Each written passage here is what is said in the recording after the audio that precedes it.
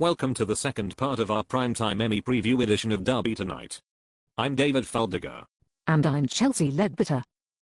In our previous episode, we discussed the strongest contenders for this year's Emmy Awards, including the reigning champions for Best Comedy and Drama Series, 30 Rock, and Mad Men.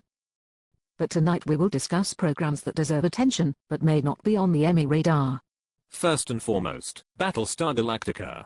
Science fiction programs are so under-respected in Hollywood that even the Sci-Fi Channel has changed the spelling of its name to distance itself from the genre. But even though the show itself may not be palatable to Academy tastes, it's surprising they have not been attracted to its Oscar-nominated star, Mary McDonnell.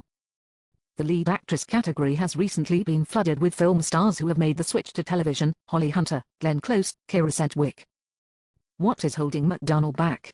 She plays a president, and Emmy has held a long-standing bias against presidents. I don't believe that's correct. Martin Sheen was nominated almost every season for playing the American president on The West Wing, which won Best Drama Series 4 times. Exactly. Martin Sheen was nominated, but never won for the role, despite the fact that every person who stepped foot on the West Wing set won an Emmy for it.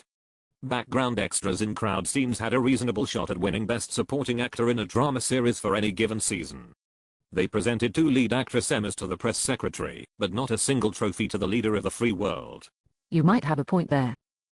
It's possible the two of us won Emmys just for watching the show. Consider also the Fox drama series 24.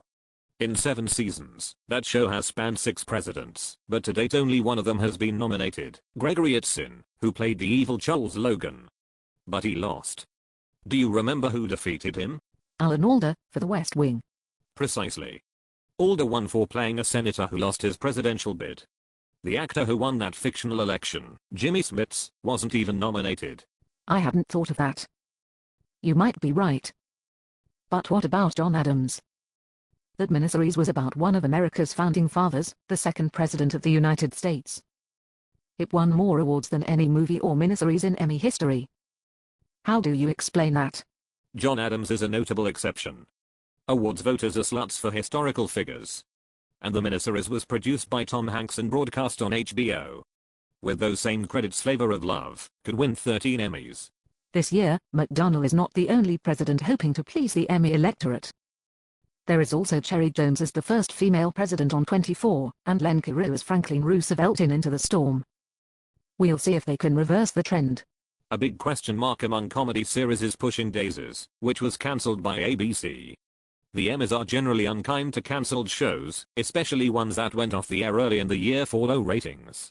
Though the show did very well last year, the return of the popular vote could spell the death of its chances. A sadly ironic fate to befall a show about reviving the dead. I share your frustration. Television viewers can look forward to years of The Bachelor, Don't Forget the Lyrics, and The Real Housewives of Timbuktu, but there will never be another episode of Pushing Daisies. If I may speak directly to the ABC network for a moment, go yourselves. Well said. Though HBO is an Emmy powerhouse, it remains to be seen whether the Academy will embrace their latest hit, the vampire drama True Blood.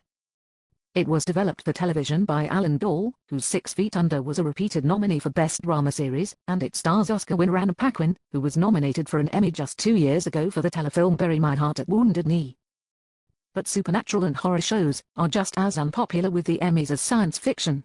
Buffy the Vampire Slayer only received 1 major nomination in its entire 7-year run, for writing in 2000. Perhaps True Blood will suffer the same fate. However, Buffy the Vampire Slayer broadcast on the WB and UPN.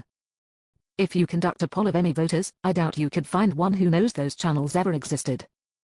They didn't only ignore supernatural shows like Buffy, but Emmy-friendlier shows like Gilmore Girls and Everybody Hates Chris, which if they had aired on CBS and Fox, respectively, would have been perennial nominees.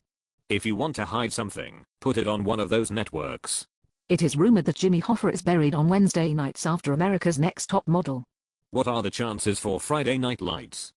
It seemed to have been on the cusp in its first year, but did not earn any major nominations for its first 2 seasons, apart from a directing nomination for its pilot episode. I fear that its chances are slim to nil. Fans can be grateful that the partnership between NBC and DirecTV have resulted in the drama's renewal through its 5th season, but NBC relegated the drama to Friday nights this year, which may be a good time for football, but it sucks bollocks for television. Next season won't broadcast at all until summer 2010. The next year, NBC may deliver it in the form of smoke signals or taped around the feet of carrier pigeons. I suspect you're right. On the bright side, the NBC DirecTV partnership gives hope to other programs on the bubble. If Dollhouse performs poorly during its second season, perhaps Fox can make a deal with QVC, Playboy, and the Food Network to keep it alive.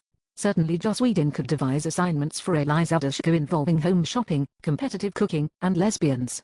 The ratings would skyrocket. The Fox network should hire us as creative consultants.